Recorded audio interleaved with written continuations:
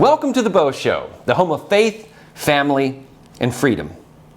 Oftentimes we have to put a mirror up to the media because the media are supposed to be the watchdogs, the protectors of liberty, the ones who will hold politicians accountable.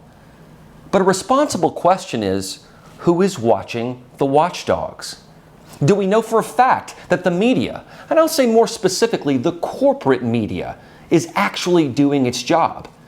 Do we know if they're being fair and balanced and unbiased? The media has an obligation to inform us, and in informing us, they are equipping us with information. But do we trust their sources?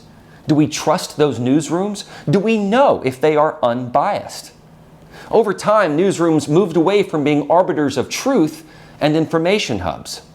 With the 2000s came a different way of presenting news.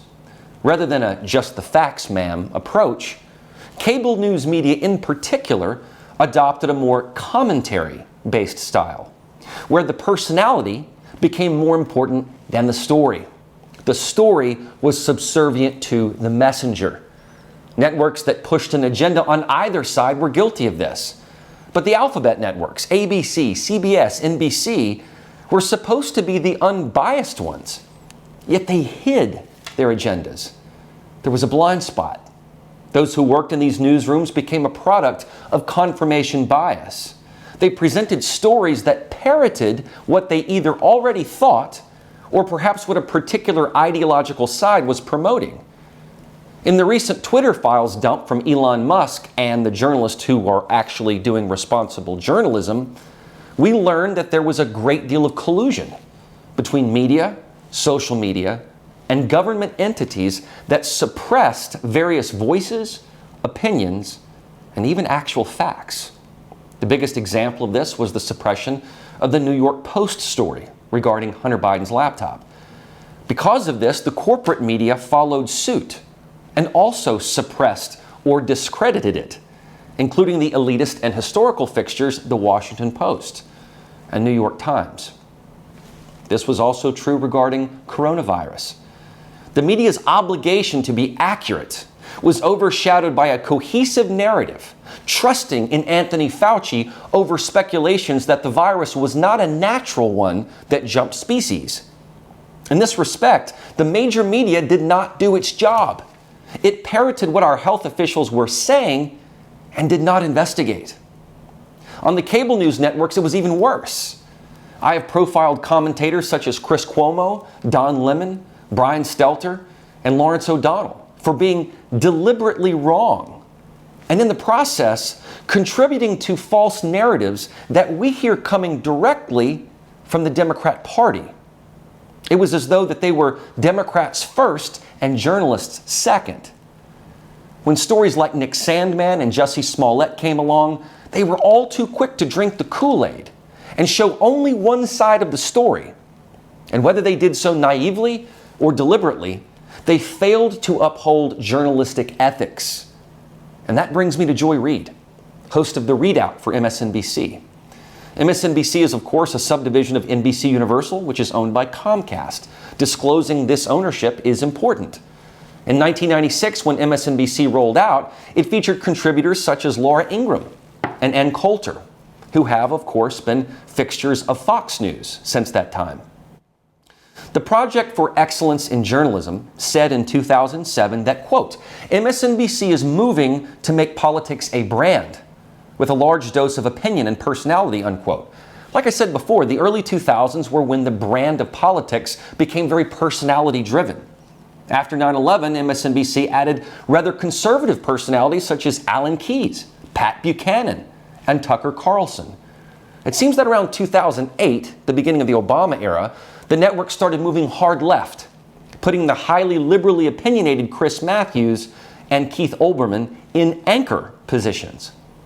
They added Rachel Maddow, and in 2010, they decided to just admit their partisanship, creating the slogan, Lean Forward, embracing their progressivism.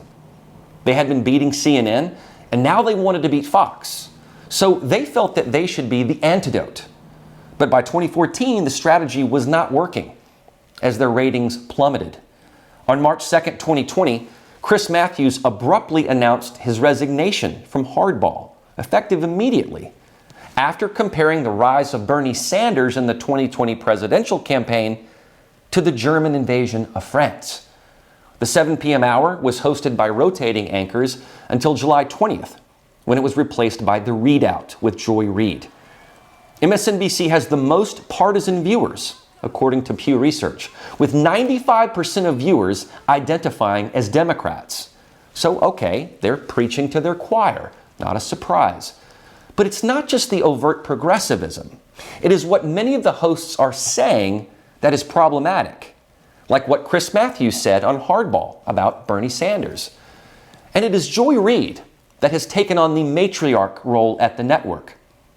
Senior Vice President of NBC News Phil Griffin said of MSNBC's Hard Turn Left, quote, "It happened naturally. There isn't a dogma we're putting through. There is a go for it," unquote. That seems rather disingenuous, doesn't it? Pew Research documented that 85% of the network's coverage was commentary and only 15% actual reporting. Maria Bustillos noted in 2019 that, quote, "MSNBC's bland, even-handed respectability is buttressed with a careful performance of diversity, both ideological and demographic, and that the network actively discourages consideration of its anchors' personal convictions in favor of interchangeable television personalities who are compressed into the network's identity and subservient to it. It has been argued that MSNBC, like other cable networks, is simply not incentivized to be informative, and instead turns its viewers into partisan junkies who don't change the channel because they need a fix that tells them they're right about everything and that the other side is wrong," unquote. Jason Lincolns in 2014 claimed that MSNBC prefers, quote, "the incessant production of insidery ideations over the service of the public trust in an honest and equitable way," unquote. Now, remember these analyses because I want you to listen to Joy Reid's commentary, and yes, it is commentary, not news delivery, regarding the GOP's struggle to nominate a Speaker of the House. I mean, if he'd been strong enough to expel anyone who engaged in insurrection, he wouldn't be in this position because none of those people would still be in Congress. You know, I mean, the thing about it is Brendan, I'll come back to you for a minute because one of the differences is the 20 have a plan. Their plan is to just keep switching from alternative to alternative. So they first all tried to go with Jim Jordan, but Jim Jordan is with McCarthy. Then today they did this sort of, you know, not unsurprising move. They went with the black guy, with Chip Roy standing up and saying all sorts of things about Martin Luther King quotes, and some of them are talking Frederick Douglass. That to me felt like a full troll. And this guy was willing to go along with it. So now that they've done that, maybe tomorrow they'll come up with a different person and have a whole new theme of a person that's not Kevin McCarthy. In your view, having worked for a speaker, is there a alternative plan that whatever normies are left, maybe the one or two left in the Republican Party in the House, could come up with to end this?